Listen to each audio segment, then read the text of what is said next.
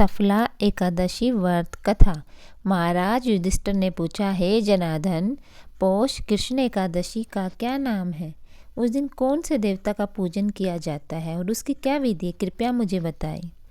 भक्त वत्सल्य भगवान श्री कृष्ण कहने लगे कि धर्मराज, मैं तुम्हारे स्नेह के कारण तुमसे कहता हूँ कि एकादशी व्रत के अतिरिक्त मैं अधिक से अधिक दक्षिणा पाने वाले यज्ञ से भी प्रसन्न नहीं होता हूँ। अतः इसे अत्यंत भक्ति और श्रद्धा से युक्त होकर करें। हे राजन, द्वादशी युक्त पौष कृष्ण एकादशी का महात्म्य तुम एकाग्रचित होकर सुनो। इस एकादशी का नाम सफला एकादशी है। इस एकादशी के देवता श्री नारायण हैं। विधि पूर्वक इस व्रत को करना चाहिए। जिस प्रकार नागों में शेषनाग, पक्षियों में गरुड़, सब ग्रहों में चंद्रमा, यज्ञों में अश्वमेघ, देवताओं में भगवान विष्णु, उसी तरह व्रतों में एकादशी व्रत।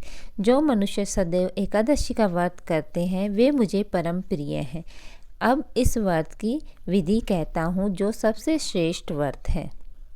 मेरी पूजा के लिए ऋतु के अनुकूल फल, नारियल, नींबू, नैवेद्य आदि 16 वस्तुओं का संग्रह करें।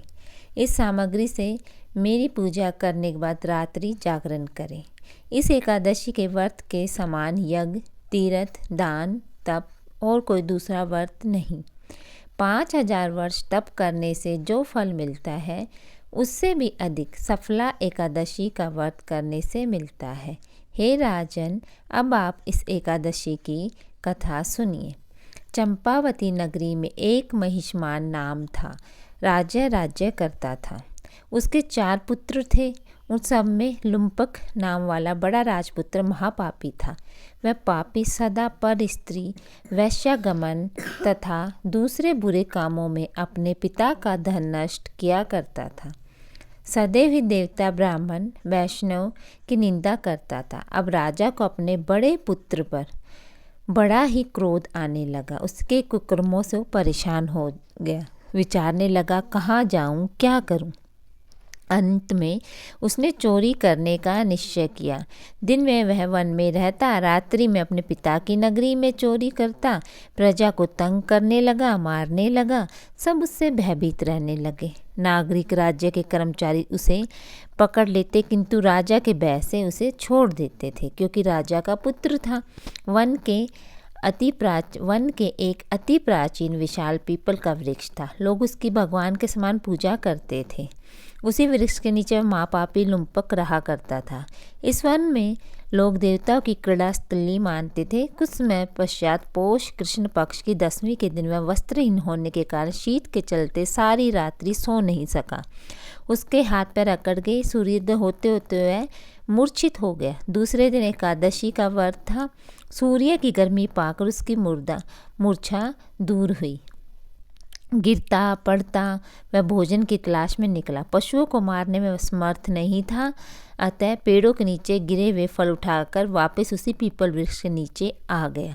उस समय तक भगवान सूर्य अस्त हो चुके थे। वृक्ष के नीचे फल रखकर कहने लगा, हे भगवान, अब आपके ही अर्पण है ये फल, आप ही तृप्त हो जाइए। उस रात्रि को दुख के कारण रात्रि को भी उसको नींद नहीं आई। उसके उस उपवास और जागरण से भगवान अति प्रसन्न हुए। उसके सारे पाप नष्ट हो गए। दूसरे दिन प्रातः एक अति सुंदर घोड़ा अनेक सुंदर वस्तुओं से सजा हुआ उसके सामने आकर खड़ा हो गया। उसी समय आकाशवाणी हुई, हे राजपुत्र, श्री नारायण की कृपा से तेरे पाप नष्ट हो गए हैं। अब तू अपने पिता के पास जाकर राज्य प्राप्त कर।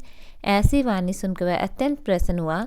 दिव्य वस्त्र धारण करके भगवान आपकी जय हो कहकर अपने पिता के पास गया। उसके पिता ने प्रसन्न होकर उसे समस्त राज्य का भार सौंप दिया। वन का रास्ता ले लिया। अब लुम्पक शास्त्रानुसार राज्य करने लगा। उसके स्त्री पुत्र आदि सारा कुटुंब भगवान नारायण का परम भक्त हो गया। वृद्ध होने पर भी अपने पुत्र को राज्य का भार सौंप कर वन में तपस्या करने चला गया।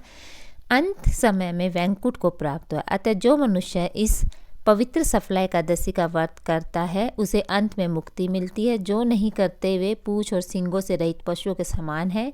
इस सफला एकादशी के महात्म्य को पढ़ने से अथवा श्रवण करने से, याद करने से या सुनने से मनुष्य को अश्वमेध यज्ञ का फल मिलता है।